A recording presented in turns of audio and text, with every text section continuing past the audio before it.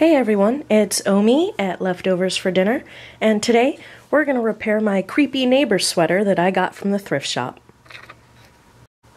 Now, if you remember from last week's video, I went thrift shopping and I found a really cool sweater that I totally love. It's got this cool, unique pattern on it, but when I brought it home, I realized it had a couple problems with it, and one of the biggest problems was that somebody cut the sleeves on it, or if some hipster who didn't know how sweaters worked cut it and then didn't know what to do, for thumb holes. In any case, I'm going to repair it, and by repair it, I mean I'm going to stitch around and turn it into thumb holes so that I can be hipster level 5000. This is going to be a super easy repair job, and you can use it not just on sweaters that are damaged, but you can use it to spruce up your own sweaters, or just add a little color or pop to some of your clothes in your closet. You can do this with very few things laying around in your craft box. Now, what I did to repair this was I got some scissors. I have a crochet hook. Really, it doesn't matter what type of crochet hook you have. If you are somebody who's into crochet, I used a size E or 3.5 millimeter, and I used some embroidery floss. Now, if you're actually better at sewing than you are crochet, you can use a yarn needle. Basically, the only thing we're doing is a mattress stitch around the edges to catch the seams and make sure it doesn't unravel any further. The first thing I'm going to do is get my embroidery floss ready. Now, I said I was going to get my embroidery floss ready. Basically, the only thing I did was unwind it and turn it into a big giant tangle. For people who don't crochet, basically, if you use embroidery floss or even some yarn, just pick something of a contrasting color. Make sure that the embroidery floss or yarn is at least slightly smaller than the crochet hook that you pick. So what I did was I looked at the inside of the sleeve and I found the stitches closest to where the original seam of the sweater was. And what I did was I shoved my crochet hook, and see if you guys can see this. I shoved it 2 stitches down on the side of the original seam. And the reason I shoved it 2 stitches down, I shoved it through, was so that that is the last technically secure, there's my air quotes, secure stitches before all the unraveling happened. Now I'm going to take my embroidery floss.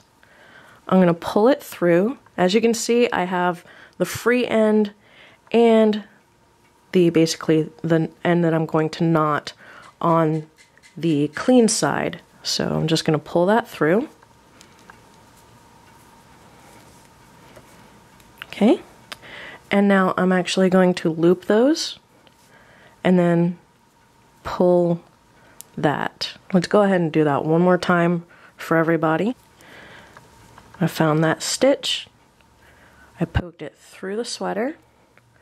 I'm just laying my yarn over the hook or floss, and then I just pull it through. There we go.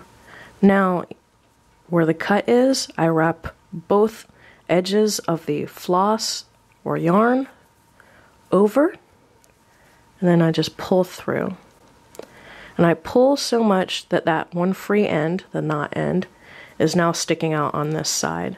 Now I'm just going to go ahead and tighten everything up. And what I can do to go ahead and anchor the knot is I can pull that free end through the current loop again and then tighten everything up. Now I'm going to turn the sweater a different direction. Now you can see it's on the outside, and right now you're going to notice, see all that unravelly stuff? That's the stuff that's coming apart. If you understand sweaters and stuff like that, you can lightly trim some of this off, but if you start to notice it unraveling again, just stop. We are going to do something that's basically called mattress stitch, and that is where you dip down below the seam. You can see that right there. Let's see, yep. Now let me find a better place to dip down. I want these stitches close together since this is a contrasting color. So I dip down and then I pull through. Then I just wrap the yarn around again and I pull through. Now this looks kind of sloppy right now, and it is because I'm doing this all on camera. But we'll go ahead and, keep going. And it is going to look a little homemade, but once it gets all put together, it'll look a lot cleaner. So I've gone ahead and started to go up the edge cleanly, and if you notice, there's like a ladder on the top. And you can see some stuff still poking out, but that will actually get fixed later on. I have gotten to the end or the edge of the sweater sleeve, so I'm going to keep going right here. We're going to do 2 stitches here if we can fit them in. Okay, we're going to do 1 more. That's pretty much for security. And now at this point we are at the end of the sleeve. So we're going to do something called join. And basically all you do is you kind of clip some of this free stuff off. Again, don't trim so much that you're actually cutting into the stitches that are okay. Just anything that's like flipping around. Alright, now what we do is we find the next secure stitch, which is 2 stitches down on the other side. That's going to be right there. So keeping the stitch tight, I hold on right here. I poke the crochet hook over, through, and then I wrap the thread and I pull it through, and making sure these 2 are very tight and close together, I make a stitch. And there we go, and now it's pretty much joined. So now the sweater is almost back to being a complete sleeve again. Now if you notice the cut or hole in your sweater is a little jagged or uneven, like right here, as you can see it kind of dips down, just take your crochet hook or your yarn needle and dip it down even farther past. And when you pull up, make sure you pull up extra thread, then wrap around and pull through. It doesn't have to look pretty, but you should try to keep it neat. Okay, so we're pretty much at the end of the last round, or the first round, all the way around all the stitches. We have successfully secured the seam and the knitting on this sweater so it doesn't unravel. There is an end, and then there's the beginning. What we do now is make everything pretty.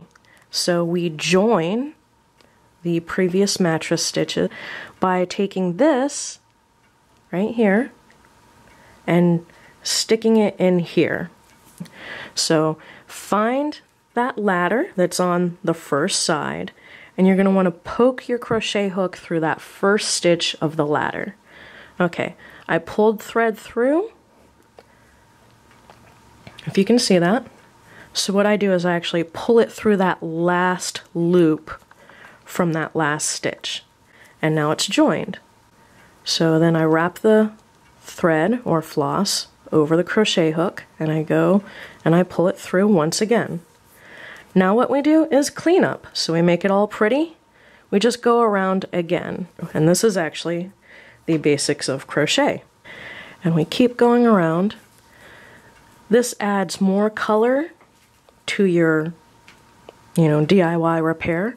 Adds more pop to the sweater and gives you a chance to add bulk to the cleanup so that when you trim all those little flyaway green things, it doesn't look as bad. And you just keep going around. And when you are finished, you're basically going to have this. As you can see, that's what it looks like with the second layer of stitches. You can go around as many times as you'd like if you want. You can go on the top and do the same thing. That's what I did. So you can do this not just for the sleeves, but you can do it for the buttonholes. So there you go. That's how I repaired my sweater.